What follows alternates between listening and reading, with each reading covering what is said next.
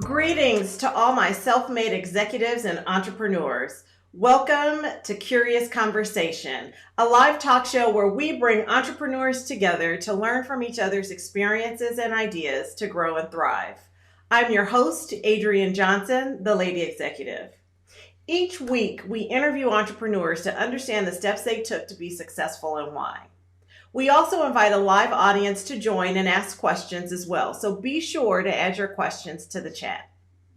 My guest today is Joseph Burton. Joseph began work in the financial arena with American General for over 20 years, of which 10 of those years he served as a leader in the mortgage servicing world, which is where he gained a majority of his mortgage and real estate experience. Joseph is currently the owner and operator of Jimosi Property Investments and is in the midst of launching a servicing company based in North Georgia, where he partners with professionals from the field of logistics and project management in order to provide flexible loss mitigation options to homeowners still struggling with differing types of affordability, some stemming directly from COVID-19 concerns. He is also the Director of Finance and Acquisition for Genwell United, which is a nonprofit organization aimed at serving the underserved by empowering and inspiring individuals and communities to live wealthier lives through workshops, mentorship, and literacy programs. Please help me welcome Joseph Burton to the show. Welcome, Joseph. Thank you so much for joining us today. It's great to be here. Thank you for having me. Absolutely, absolutely. Real estate is something that's really important. A lot of people don't think about that in regards to entrepreneurship sometimes, but I've been getting a lot of questions since we've started the show about real estate. So I just thought you would be an excellent resource to have on. I'm glad to be. As you mentioned in the intro, I've been in the field for a couple decades and I've had a lot of experience. And anytime I get a chance to share that experience with the interested public, I'm willing to do so. Excellent, excellent. So why don't you start with telling us a little bit about your journey? You said you began in finance and you ended up in real estate investing. So kind of give us an understanding of what that journey entailed for you. Well, I had come out of a manufacturing background to a degree and always had my eyes set on the financial arena.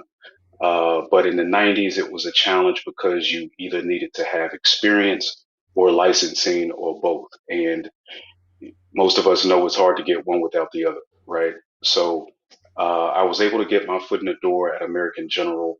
And I have an older brother who was involved in the mortgage industry who was encouraging me along that financial arena path. And I happened to stumble upon a company out of Boynton Beach, a small town in Palm Beach County, by the name of Pioneer Mortgage. And that gentleman specifically was looking for interested people to work in the mortgage industry that didn't have experience because he wanted to teach us a different type of way of formulating mortgages or originating mortgages. And that was the digital platform. He was groundbreaking in that sense. So that's how I got my foot in the door. And 21 years later, I probably had just as many jobs in the mortgage field. So I'm well experienced in many different forms and facets of the real estate industry. And I try to pass on that knowledge to my clients.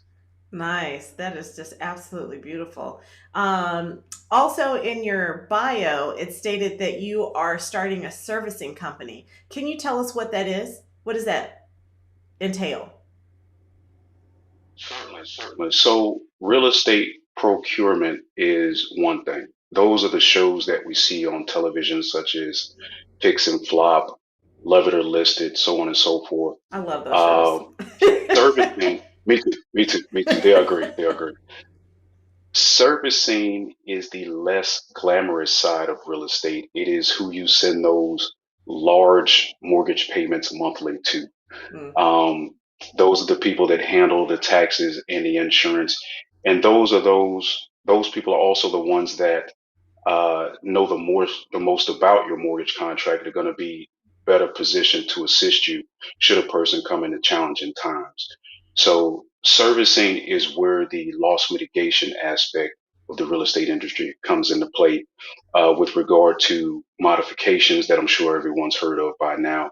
Most people will remember the HAMP program after the mortgage meltdown of 2007, 2008. That assisted a lot of people. But unfortunately, human beings seem to be captive to the moment. And if there's not an immediate emergency in our lives or someone's lives that we know, those things go by the wayside. But there's still lots of families, lots of homes, lots of people in challenging situations with regard to their mortgages that could still use loss mitigation assistance. And that's where this newly formed company will come into play to assist those individuals. Oh, that's awesome. That's awesome. I have a question around that on a personal note. Well, I'll ask you that in a little bit later. But in regard to loss, how has the pandemic really affected the real estate market? I know that we had the issue with lumber, right? There was a shortage, they say, on lumber, so it was driving up the cost there. But how has it impacted the individuals in regards to real estate and so forth, in your It opinion? had a significant, it's had a significant impact, in my opinion, Adrian. It's a great question. Again, kind of out of sight, out of mind type of scenario. The one of the long running ramifications of COVID-19, and that story is still being written, as we know, and probably will be written for decades to come, is the financial ripple effect on individuals and families. So most people are going in to buy a home. It's going to be the largest purchase, most significant Mm, investment piece of their entire portfolio, probably of their entire lives. right, And going into that, they go into it hearts wide open, minds wide open, and trying to make the best decision that they can. It's hard to make that decision when a person doesn't know where their next source of income may be coming from, right? So COVID, we know, alleviated millions of jobs, put millions of people in challenging positions. And as such, the affordability of homes dropped significantly. And in comes the private investors or out of the country investors or those that are cash heavy from different areas of the country. So the spike that we saw in the mortgage industry with regard to home values is simple economics, and that is supply and demand. There weren't that many homes for sale, and there weren't that many people who could afford to buy them. So as such, simple equation, if you don't have a lot and you don't have very many that can afford it, the price is going to escalate due right. to so-called bidding wars, if you will. And that was the immediate effect that it had on the public. And I think that effect is still standing right now. So, what are some suggestions that you could give to individuals who may be in a home that is challenged right now, or or they want to invest in property, but they just can't afford it right now? What a couple of tips that you may have for those individuals who are listening? If someone is in a home and they are challenged with regard to making the monthly mortgage payment or making it on time, the most important thing they can do, as simplistic as it may sound, is to reach out to the servicing company, reach out to the bank to whom you send that mortgage payment monthly and ask them pointedly, what options do you have? No one will know your contract better than them because it's their responsibility to do so. Ask them those difficult questions. As challenging as it may be, as difficult as it may feel, to answer phones when a person knows that they owe people or they're having a challenging time getting things paid, getting keeping things in order. You still have to take those phone calls because if a person's home or mortgage is in default and they do not reach out to the bank or the servicing company, it implies that they are not interested in keeping that home. And the bank and the servicing company will proceed according to that assumption. So the most important thing they can do is call the bank, call the servicer and ask them, what options do I have in order to maintain this home? Can you lower my payment to any degree? Do I have any options to refinance or obtain a different modification? And for those who possibly are ready to move on, there's also the short sale option. And if they are so far delinquent, there's a loss mitigation option we refer to as a deed in lieu of foreclosure, or simply a deed in lieu. And that is where the borrower simply agrees to hand over to the bank or the servicing company the keys of ownership to the home in return for not having a foreclosure stamp on their credit report. Home ownership is a what I refer to the long game. It's not a get rich quick type of thing. It's a long term investment. And parties on both sides of that equation should understand that and understand the importance of communication with regard to that long term investment. Okay, well, that's something that's really eye opening, right? The fact that I've had calls from T-Mobile for my bill, and I knew I was going to pay it, in a couple of days, so I just ignore the call, and I'm gonna take care of it. But the fact that putting it in those terms of, especially with your mortgage, that if you ignore those calls, they are under the assumption that you no longer want to continue owning that home, right? And living in that home. So that's kind of eye Yeah, opening. Well, thank you for those tips. Definitely. I hope that certainly. helps someone that was out there listening today for them to be impacted in a positive light one way or another. But let's look back at your experience and your journey. So, a lot Mhm. of the individuals that are listening are entrepreneurs, and my mantra is you learn from other people's experiences. So share with us some of the challenges, Joe, that you've experienced as you were moving through your journey that you look back on now and say, wow, that really impacted me and helped to my overcoming of that challenge helped me to propel in my success. The most important thing I'll say, Adrian, to anyone interested in real estate investment is just like real estate ownership, it's the long game. It takes a lot of patience, takes a lot of drive. And even though you'll come against certain challenges, whether it be trying to locate properties, trying to find those that fit within your budget, your scope of what your budget may be, is a challenge. And there's so many different avenues to travel to find homes. Some people search the tax and foreclosure deed sales locally at their courthouse or their clerk of courts. Some people build relationships with attorneys who are in the foreclosure vein of career path. There are other people who rely primarily on word of mouth. Investors like myself, we do all three. You have to be as diverse as possible.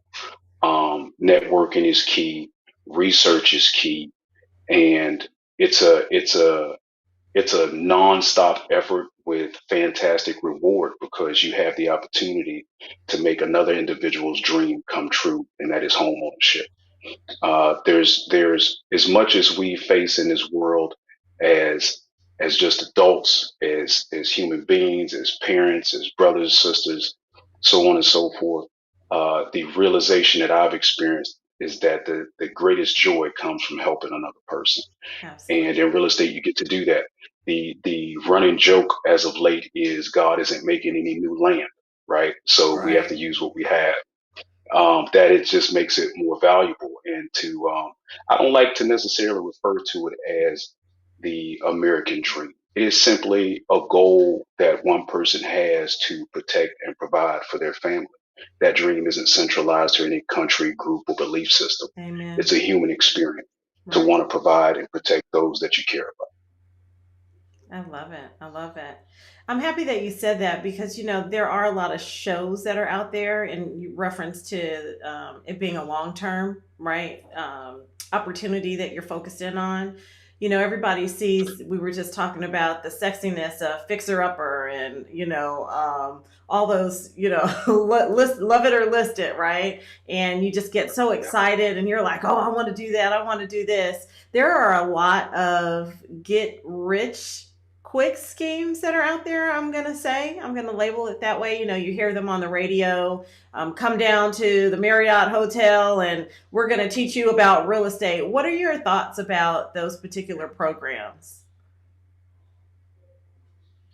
Avoid them, to be quite honest. I have looked into one or two of them in my early days, and the only thing I gained was the experience of resources lost.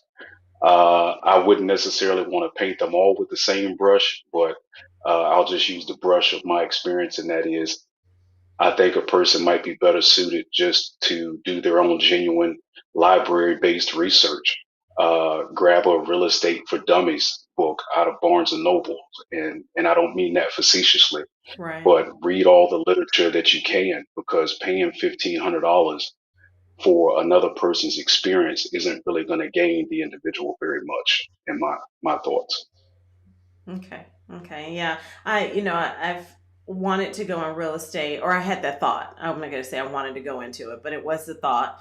And, it kind of piqued my interest when I used to hear them on the radio about going into real estate and, how they'll help you pass exams and get your license and things of that nature. And it just kind of made me raise my eyebrow a little bit, like, I'm not quite sure. So, thank you for sharing that information. It's always better, to the point of our show today, to take your future into your own hands, right? Um, Correct. Now, some of those may have some surface information, but what I've learned in tracking some of those most recently, that I won't name, of course, is that they will get a person excited about what possibly may be without actually telling the person how to bring those things to fruition. yes. So it's kind of easy to get a kid excited when you show them nothing but cotton candy and candy apples. But person can't live just on sugar and things that taste sweet. We all know we need vegetables and greens, even though we may not, enjoy them immediately, but they're a necessary part to growth. And research is a necessary part to real estate growth. There's really no way Right. around Right. Right. Okay. So in our previous conversations, Joe, we were chatting about throughout in your journey that you, to the point of taking future into your own hands, that you really had to do a lot of learning real estate and so forth all on your own, right? You really took it into your own hands. Can you share a little bit about that with the listeners? it. Oh, certainly, certainly. I've got beautiful kids, and I work to provide for them the best possible, like every other parent on the planet. And I was working for one of the largest servicers in the country. I think at the time they were ranked number nine, and I was coming into work that day. Normal day. It's about 8:15, getting ready to get on the grind, as they say, and handle my responsibilities. And I walked Right. up to the building, and upon that approach, I saw our CEO at the time, who was a great guy. He had navigated the company through some very challenging times and kept it afloat when most people thought it would sink, without question. And he was very open to conversation, even just in the middle of a walkway, middle of a day. Um, Probably about as amenable as CEOs come. But I saw him coming up, and he was parking his second brand new Maserati inside 6 months. And it just kind of moved me. And I stopped literally right on the sidewalk just to gather myself. And because I was early, I actually decided to go back to my car and sit down and just have a brief moment of reassessing what it was I was looking to accomplish that day, that year, in the coming years. And it wasn't so much the car as it was just the picture of the experience that I was seeing at that time. So once I gathered myself, I got back out of my car. I started walking back towards the building again, getting ready for the day. My approach to my job changed. Mm, I stopped going into the building to do a job, And I started going into that building to understand what my job actually was. Changed my approach completely. So if my portfolio contained 400 loans before, my approach was, okay, how many of these loans can I settle to make sure my bonus pay at the end of the quarter is sufficient for what it is I'm trying to do, whatever that goal may have been. It went from that to, okay, I've got 400 loans in this portfolio. How did they get here? And why are they here? And what allows them to be here based on how they were constructed 12, 10, 8, 6 years ago? So taking that approach allowed me the wherewithal and the desire to dive into those files, each and every one, and put in the hours, put in the time to research mortgage contracts, the legalese behind them all, the small print that no one reads because we're excited to grab the keys and go home to our new Yes, house. yes. But understanding that small print is essential for what it was I was trying to do, what it is I am doing. And that is to share that information with the common public that's hungry for it. Those that want to build generational wealth, those that want to leave a legacy for their children, those that just want financial peace of mind and want to do so through the ownership and selling, procuring of real estate. So that day, that morning, completely changed the entire trajectory of my life. Wow. Wow. That's really amazing, right? And I think it's impactful for the entrepreneurs out there who are still working their 9 to 5 right now, but also trying to run their own business on the side, to stop for a moment and think about that 9 to 5 no longer as a job, to your point, but to look at it as an ends to a mean. What do I need to learn right now from what I'm doing? Is there anything that I can pull from it that I can apply to my business to help me move forward? And just that, leaving a legacy. I know that's one of the things for me, is leaving a legacy for my family. And it's really important, right, to take your information, take your knowledge, and apply it, and hopefully impact your business and others through your business. That's really So awesome. that That's is, really awesome. that is So most you were also sharing with me just about how, in the evening times, that exactly what you did to move through and learn those snippets. Would you mind sharing just a little bit of that with me? I see you smiling. oh, not at all. It's a funny little tale. Most people do get a kick out of it. So one of the rules and guidelines at the bank was personnel couldn't be there on the floor unless there was a manager present, right? So essentially, the operating hours were from 8 a.m. to 6 p.m. Eastern Standard Time. And regardless of what your shift was, at 6 p.m., managers would be ready to go home. Everyone's ready to go home to get back to their families and other things they want to do, understandably. Um, so when the manager, whichever person might have been on shift that particular evening, would go around the room and see who was still there, and by I say the room, our floor was home to about 500 agents. So they'd go around, and around that time, there'd probably be about 30 or 40 of us left, give or take. And they'd say, okay, let's get ready to wrap it up, everybody. We're out of here in 10, 15 minutes. And what I would do is, on their way of escorting us out the door, I'd say, hey, I gotta use the restroom. I'll see you guys tomorrow. And I'd go hide in the restroom until everybody left, and then come back out and go back to studying the briefs that I had on my table because I was hungry for the information. I knew there was nowhere else to get it. And the saying goes, if you want something different, you have to be willing to do something different. Absolutely. And for me, I was willing to hide in the bathroom because I needed to secure a future for my kids. I wanted to leave them more than just great memories. I need to leave them options and choices. And if I have to hide in the restroom, if I got to sit in my car or watch my CEO pull up in a second new Maserati, whatever the motivation may be for a person to get where it is they want to go, would be willing to have the sight to recognize that motivation when it comes into your presence, when it comes into your sphere, it comes into your arena, and be ready and willing to move on. That's the greatest advice I think I could give anyone. Everyone wants to be wealthy, rich, and successful, and Yeah. you know, looking great on IG, but at the end of the day, what's most important to you? Get to that motivation and then find a way to satisfy those goals. I love it. So I'm not telling anybody to break any rules, right? With that, we're not saying to do things that your company doesn't want you to do. But the point of that story, and it's so riveting for me, is the fact that you literally risked your career so that you could learn in order to move forward for your family, in order for you to, like you said, have the ability for your children to have options as they grow older, right? So I love that. I love that story. But again, in no way, shape, or form are we endorsing illegal activity at your job. No. Okay, all right. Thank you for sharing that with us, Joe. I appreciate that.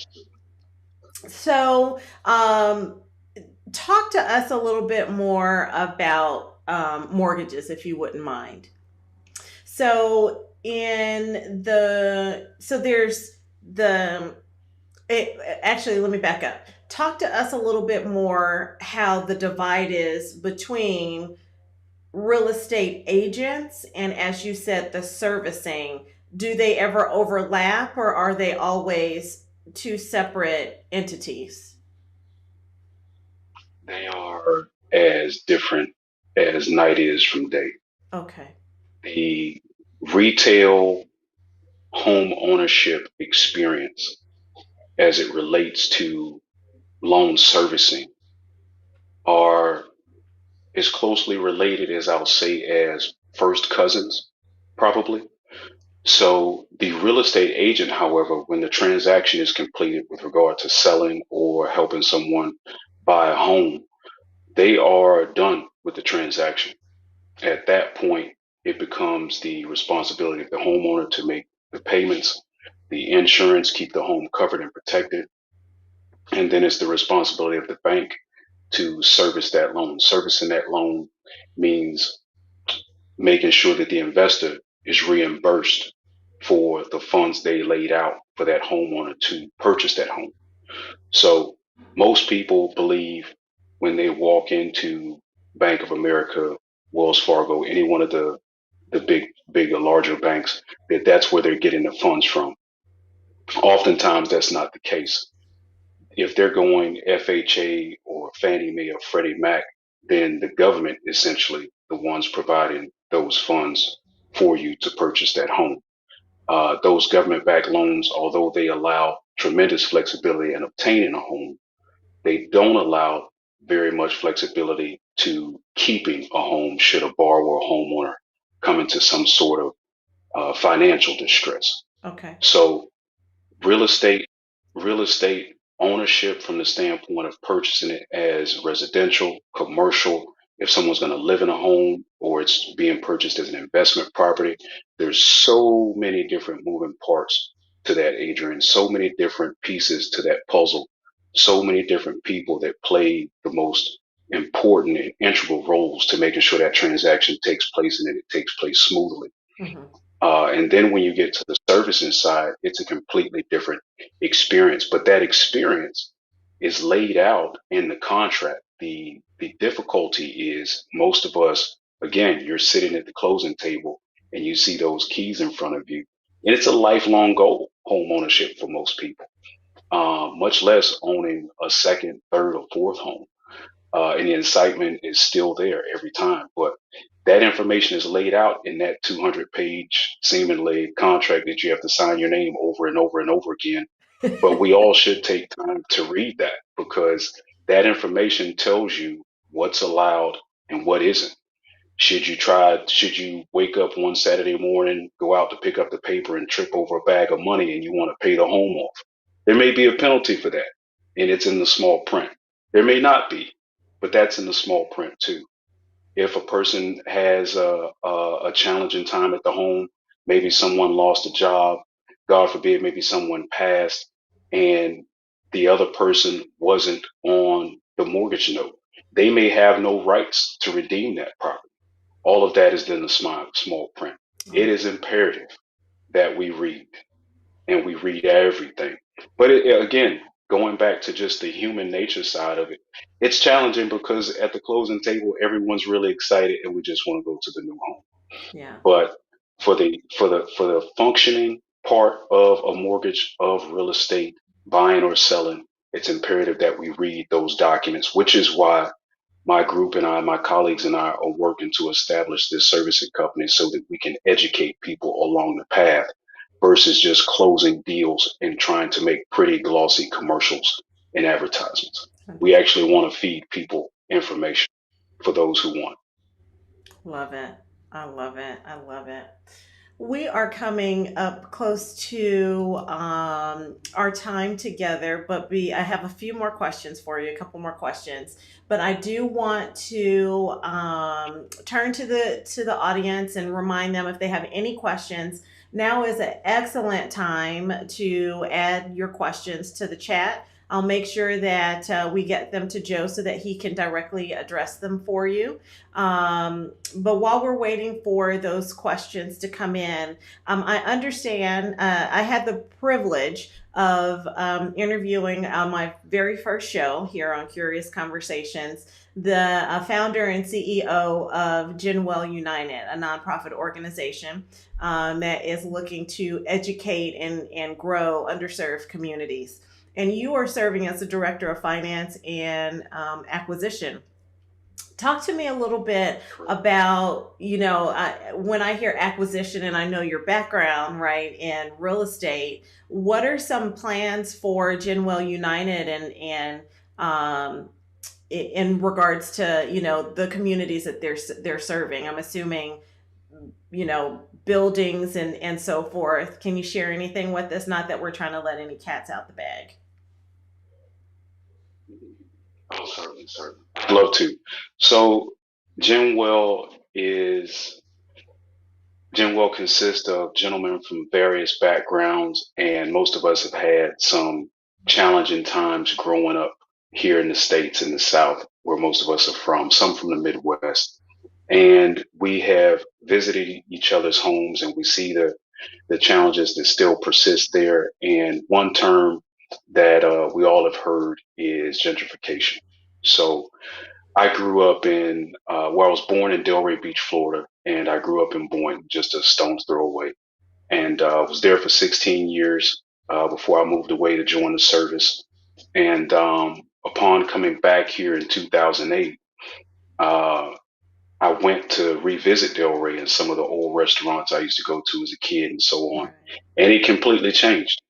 Now, Delray's a great city. I refer to it as Little Boca Raton, actually. Oh, I Great love restaurants, Boca. great mom and pop shop.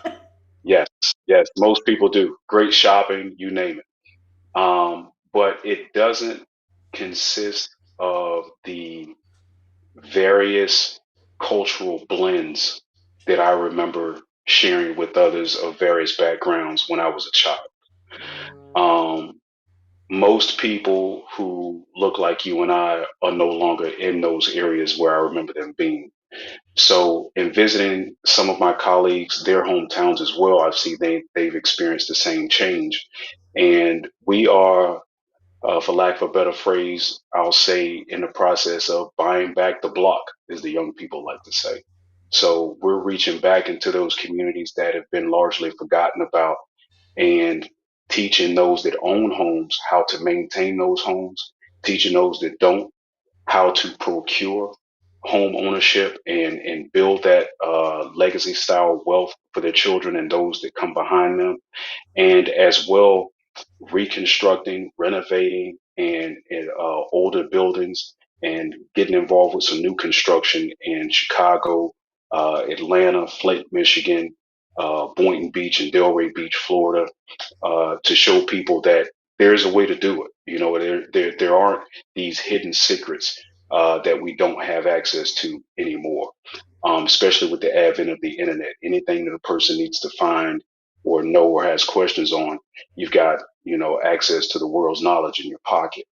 So what Genwell is doing through, or my task as the director of finance and acquisitions, is to locate pockets around the country that need an influx of ingenuity, an influx of ideas, an influx of creativity with regard to home ownership and building up these neighborhoods that seemingly have largely been forgotten about, as well as the people who live in these communities. It's past time that we grow from the standpoint of I have to be okay. I have to make sure that my bills are paid, that my kids are okay, that my I've got new shoes and this, that, and the other. We no longer have the opportunity or the excess of time to be self-centered. We have got to start looking out for our fellow man. We are our brother's keeper. And where that begins for me is teaching my brother about financial responsibility and home ownership, legacy building, and wealth building. I think that's amazing. The fact that you're an entrepreneur with a for-profit organization, right, and teaching, your customers about mortgages and how to properly take care of them. But at the same time, you turn and work with a nonprofit organization to do the same thing. And I think a lot of entrepreneurs miss that piece. It's not just about making the profit, but it's also about paying back, right, to your community, paying back to serving others, and that's it. Kind of goes hand in hand, right? And I commend you for that. Well done, Joe. Well done. We're all All in it right, together. We're all in it together. say that again. I'm sorry. We're all in it together. We are all in it together because together we survive. I think a lot of people Right. miss that, right? You need people. There's a reason why in the history books, there were communities, there were tribes, right? It wasn't just one person standing out, and everybody in that tribe had a role. And That is correct. I think that's another piece that even entrepreneurs miss that, right? You need your own tribe. But that's another story for another day. So let's turn to, we got a few questions in. So one of the questions is I'm interested in starting a property management firm. Where should I begin? Oh, wow, that's a big one. So, property management is yet an entirely different branch on the tree of real estate. Property management comes with a lot of compliance guidelines that have to be met, licensing. You'll have to look into your state's various loans with regard to occupancy. To that point, an Army friend of mine purchased a 3 unit building here in South Florida. And per the guidelines of landlord or investor ownership, it being his first property, the rules of Florida mandated that he live in that property for 1 year before it could be a complete investor, 3 unit building. So you have to look into the specific rules of your particular state, your area, what it allows with regard to property management. Is it where you have to occupy the building, or if you can manage that property remotely? And or your options of probably outsourcing that. Me personally, I'm not interested, so to speak, in the day-to-day operations of property management. So that would be a challenge for my type of personality. So with the buildings that we own, we actually hire someone that's interested in that, like yourself, that wants to manage homes and property, someone more of a problem-solving type of mentality. But that's a very different branch on the tree of real estate that involves a lot of compliance and regulation guidelines. Okay, thank you for that. Another question. I've always wanted to own my own investment property, but my credit is not up to par. Do you recommend any programs to help? I couldn't necessarily recommend a specific program, but I will say this. If a person is interested in building an investment firm, that person has the ability to and the resources to establish an LLC or an S corp situation, they can then begin to build business credit and lean on the business credit to procure buildings and different real estate ventures. That's very outside of the box, I would say, right? Way of looking at it, and kind of a way around that.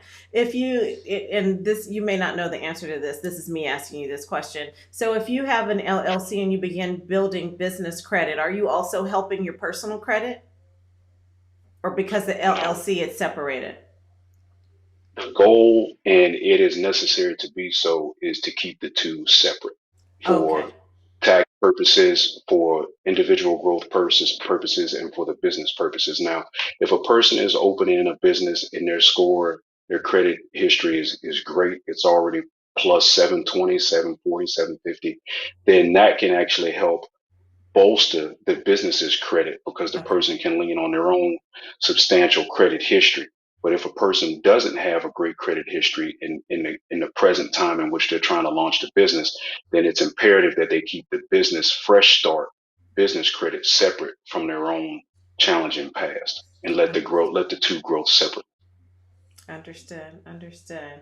Looks like I have one more question. We currently are dealing with a reverse mortgage after the passing of our parents. How do we handle that situation?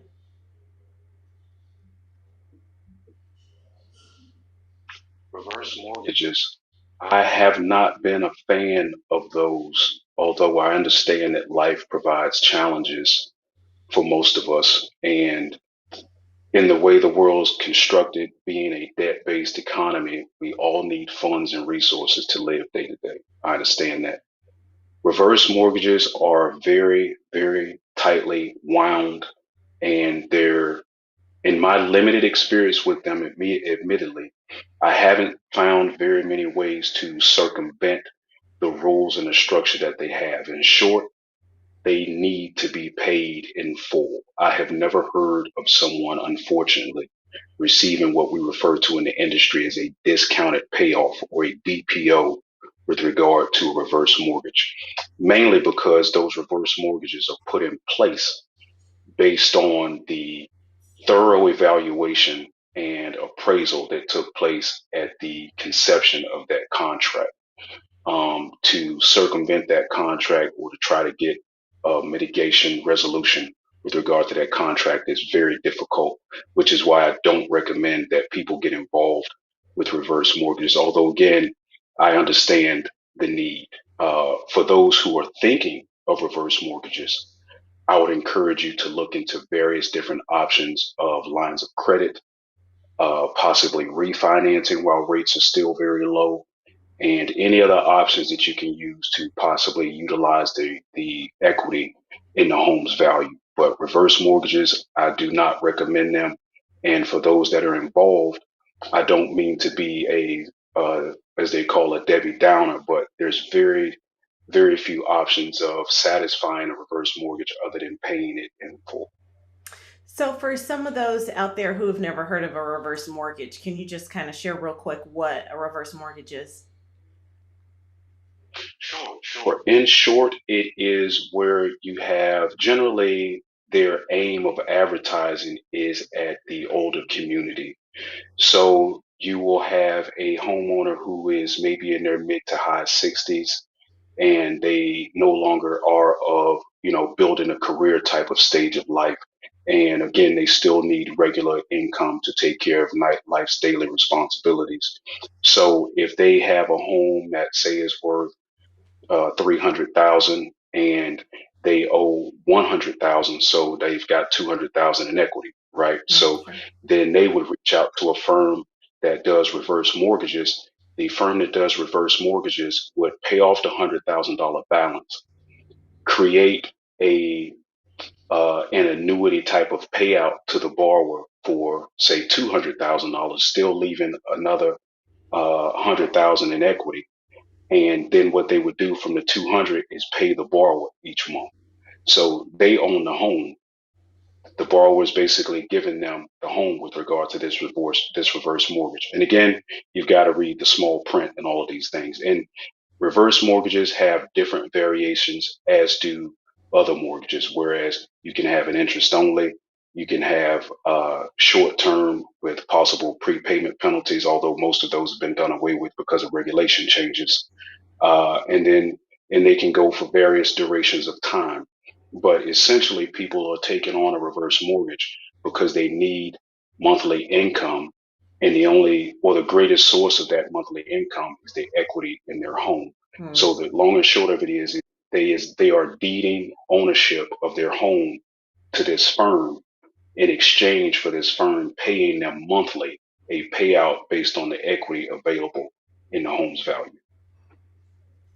Interesting. That sounds very complicated, and a little scary. So I understand why you were warning everyone in regards to reverse mortgages and just being very diligent, right? And asking if there's other options instead of going down that path. So, well, thank you for that. When the homeowner has children.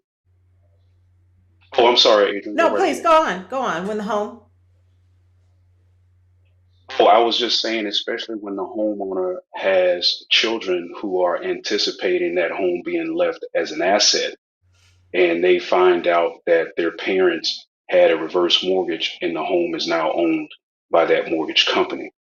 So again, to your point, as you mentioned a few moments ago, it is important that homeowners explore all other options before getting involved in reverse mortgages. I'm not saying that they're absolutely terrible. I'm just Sure. saying that they're not absolutely great.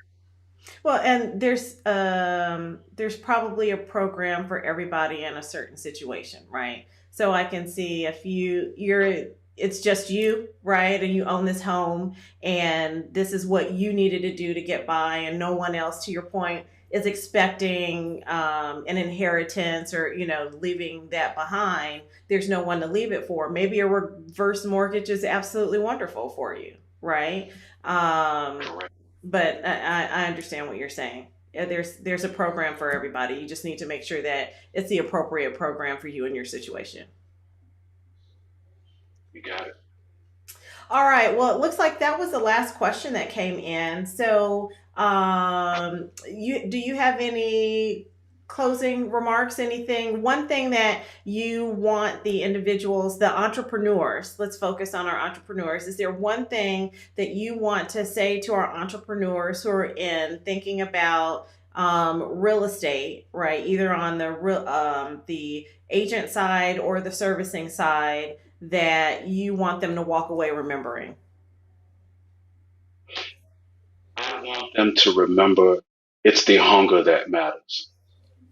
If this is your passion, if a person who is if the person is chasing dollars, I would say probably find another route Hmm. because real estate is not for the sleight of heart or those that are very sensitive to a degree.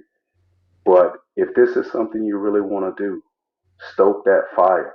If this is your hunger and your passion, don't let anything dissuade you from it. Do the research, do the work. It is gratifying, it is satisfying, you will not be disappointed, but do the work. Take your future into your own hands. I love it. I love it.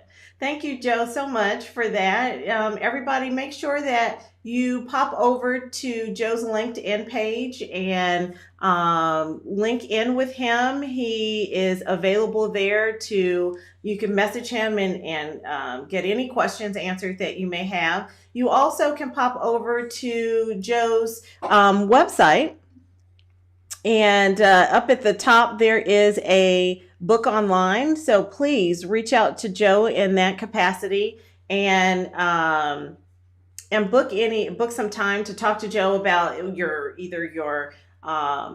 mortgage, or in regards to just being an entrepreneur and wanting to go into this field, and you still have some questions. Either place, don't hesitate to pop over and connect with Joe. And he is, as you can see, very personable and would love, through his service with Genwell, to assist you and have a conversation.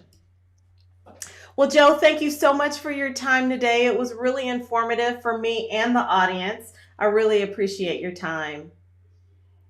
Certainly. I appreciate you having me. Thank you again, Adrian. Absolutely. Take care. You as well. All right, everybody. All of the links and websites from our discussion today will be in the description of the recording, so be sure to check it out. Our show today was powered by Ecamm Live. If you would like more information regarding Ecamm Live, be sure to check the information in the description. I'll have all the information there for you. On our next episode of Curious Conversation, I'm talking to a serial entrepreneur who is going to share his tips on having multiple streams of revenue. A recording of this show will be available on YouTube, on the Lady Executive channel. Be sure to head on over, like, subscribe, and click the bell to be notified when an episode airs. In addition, head over to the Executive Lounge Facebook group where you get early access to these live tapings of the show and the ability to participate in the live studio audience. Thank you all so much for joining us today. And as always, remember, experience is the master teacher, even if the experience is not our own. Bye-bye now.